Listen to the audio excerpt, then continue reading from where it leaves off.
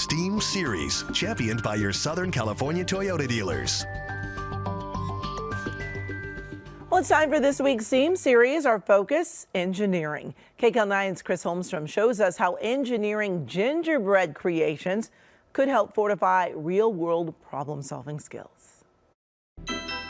A soccer field filled with gingerbread players, a monster truck garage built by a 4-year-old, a zoo for exotic animals made from gumdrops and taffy.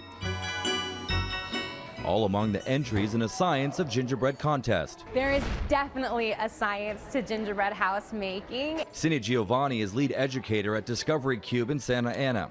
While cookie and candy creations might seem trivial, she says they can trigger valuable real-world learning. There's actually a lot of things to think about when you're building a gingerbread creation. For instance, if it's a house you're building, how will the walls hold together?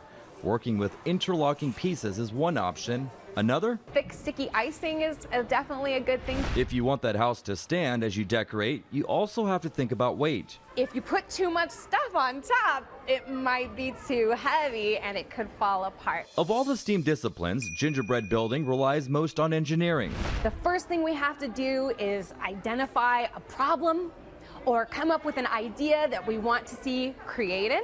Next, you have to come up with a plan. The design process. Come up with all kinds of ideas. Some of them might work and some of them might not, but that's where the creating and the testing it out comes in. While you might aspire to an elaborate Dr. Seuss-like creation, smaller cottages could be more feasible. Depending on what you're building, you might have to do some testing and reconfiguring. It could involve putting extra things on, like candy or maybe some extra frosting, but it could also mean taking things away that might not be working very well. Cindy says the engineering skills exercised to build gingerbread villages can help improve problem-solving skills overall.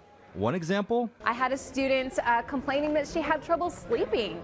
Fellow students deliberated. And we troubleshot her problem by using the engineering process, and they were able to think about it really thoughtfully and come up with some ideas to help each other out. Back to the problem at hand.